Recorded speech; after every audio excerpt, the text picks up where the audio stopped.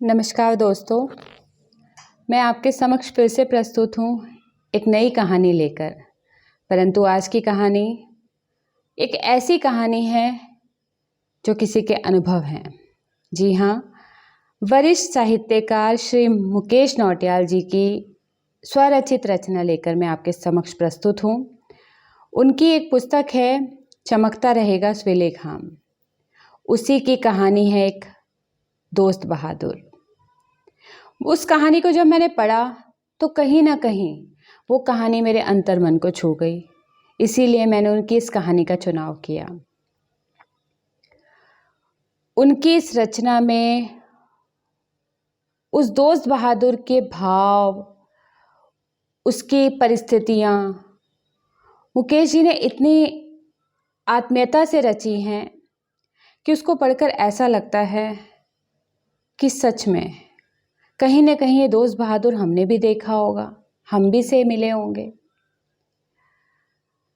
पर क्या कभी किसी ने कोशिश की कि अगर किसी को ऐसा दोस्त बहादुर मिला तो उसकी सहायता की जाए?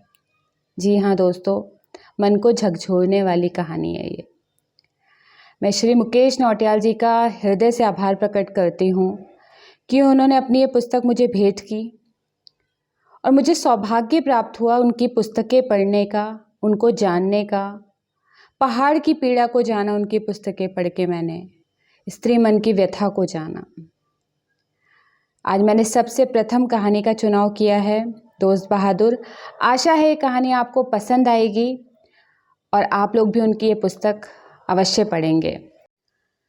एक पहाड़ी स्टेशन पर ज्यों ही बस रुकी, नेपाली मजदूरों ने बस के प्रवेश द्वार पर आकर चिल्लाना शुरू कर दिया, सामान उतारना है बाबूजी, सामान सामान। वे मजदूर यात्रियों को सामान उतारने के लिए जोर देकर पूछ रहे थे। पहाड़ी कस्बों में रिक्शे और तांगे तो होते नहीं, इन्हीं मजदूरों से ही काम चलाना पड़ता है। मैं बस की सबसे पिछली सीट पर बैठा था। बस के लगभग सभी यात्री उतर चुके थे। जब मैं उतरा तो नेपाली मजदूरों का जमघट समाप्त हो चुका था। एक नेपाली काफी देर से मेरी नज़र में था। जब बस रुकी ही थी और मजदूर बस की ओर दौड़ रहे थे, तभी वह भी बस के करीब आ पहुंचा था। काफी देर तक वह चिल्लाता रहा, लेकिन उसे ढोने के लिए सामान नहीं मिला। मैंने उसी समय सोच लिया था कि अगर मेरे उतरने तक उसे सामान नहीं मिला तो मैं उसे अपना बैग और सूटकेस दे दूंगा। यदि मेरे उतरने तक उसे सामान मिल गया और वह चला गया तो मैं स्वयं अपना सामान लेकर जाऊंगा। यूं भी एक बैग और एक ब्रीफकेस को ढोना मेरे लिए सामान्य सी बात थी। परंतु मेरे उतरने तक वह वहीं खड़ा चिल्ला रहा था, सामान सामान सामान बाबूजी। मैंने उतरते ही अपना बैग उसकी ओर बढ़ाया। बैग लपकते हुए उसने मेरे सूटकेस की ओर हाथ बढ़ाया। मैंने उसे रोकते हुए कहा, बैग भारी है, तुम इसे ले चलो, सूटकेस मैं ले चलूंगा। नहीं बाबूजी, मजूरी पूरी लूंगा तो सामान भी पूरा ढोऊंगा। अटैची मुझे दीजिए, उसने सूटकेस मेरे हाथ से लेते हुए कहा और मुझे चलने का इशारा कर स्वयं भी आगे बढ़ने लगा। ऊबड़ खाबड़ पहाड़ी रास्ते पर उस नेपाली मजदूर का पोलियोग्रस्त पांव जब पत्थरों से टकराता तो मेरे मन में गहरी टीस उठती। उसका दायां पांव बचपन में ही पोलियो की चपेट में आ गया था, ऐसा उसने मुझे बताया। उसके परिश्रम और पुरुषार्थ से मैं बहुत प्रभावित हुआ। बस स्टेशन से हम लोग लगभग आधा किलोमीटर चले होंगे कि रास्ते में एक शानदार रेस्टोरेंट दिखाई दिया। ठंड बहुत थी, बर्फीली हवाएं चल रही थी। मेरी इच्छा कॉफ़ी पीने की थी। सोच रहा था इसी बहाने उस मजदूर की कहानी भी उसी की ज़बान से सुन लूँगा। मैंने उसे रोकते हुए कहा, थोड़ा रुक कर चलेंगे, एक एक प्याला कॉफ़ी पी लें। मैंने अपना इरादा जाहिर किया। एक बार वह सकुचाया, लेकिन बाद में उसने मेरे साथ कॉफ़ी पीना स्वीकार कर लिया। बातों का क्रम शुरू करते हुए मैंने पूछा, बोझा ढोने के इस काम को छोड़कर तुम कुछ और क्यों नहीं कर लेते? कुछ ऐसा काम जो भागदौड़ वाला ना हो, जैसे टेलरिंग आदि। आप सही कह रहे हैं बाबूजी, मेहनत ही तो करनी है, कहीं भी पैसा कमाया जा सकता है। लेकिन ऐसे काम बिना पूंजी के नहीं होते। बिना पूंजी लगाए मजदूरी हो सकती है और वही मैं कर रहा हूँ। कितने साल हो गए तुम्हें ये काम करते हुए? 8-10 साल बाबूजी। परेशानी नहीं होती ये सब करते हुए? नहीं साहब, भीख मांगने से मेहनत करके कमाना अच्छा है। नेपाल से मेरे चाचा मुझे यही सोचकर भारत लाया था कि मैं किसी मंदिर के आगे अपनी कमजोरी का प्रदर्शन कर भीख मांगूंगा। उसने मुझे इसी वजह से हरिद्वार छोड़ दिया था, लेकिन मैंने भीख मांगने से बेहतर मेहनत कर कमाना ठीक समझा। मुझे अपने साथी मजदूरों से दोगुनी मेहनत करनी पड़ती है, लेकिन अब मैं स्वाभिमान से जी सकता हूँ। मैं किसी पर आश्रित नहीं हूँ, उसने गर्व से कहा। कितना कमा लेते हो एक दिन में? 50-100 रुपए के बीच कमा लेता हूँ साहब। घर में और कौन है? यहाँ तो मैं अकेला हूँ, लेकिन नेपाल में माँ बाप भाई बहन सभी हैं।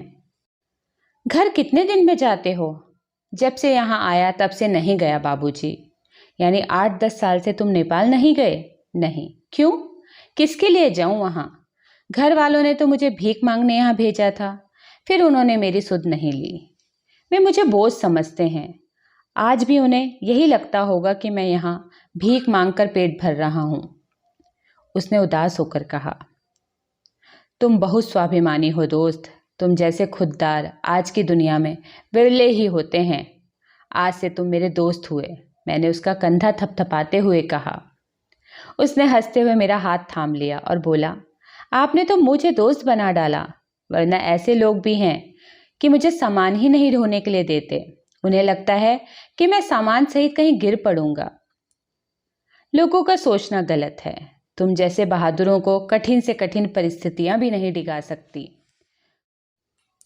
कोई ताकत कम होने से नहीं गिरता, मनोबल कमजोर होने से गिरता है। तुम्हारा मनोबल इतना ऊंचा है कि तुम कभी नहीं गिर सकते। मेरी बात सुनकर उसका सीना फूलने लगा। आत्मसम्मान का एक दृढ़ भाव उसके चेहरे पर आ गया। मुझे लगा उसे मेरी मदद की जरूरत है। गंगा किनारे स्थित अपनी मिनरल वाटर यूनिट के लिए मुझे वह उपयुक्त श्रमिक लगा। मैंने उसके सामने प्रस्ताव रखा, जितनी मेहनत तुम बोझ ढोने में कर रहे हो, इतनी मेहनत मेरे साथ करो तो सुविधाओं के साथ साथ अच्छा पैसा भी कमा लोगे। मैंने उसे अपने मिनरल वाटर यूनिट में नौकरी दे दी। पहली बार उसके पुरुषार्थ को महत्व मिला था।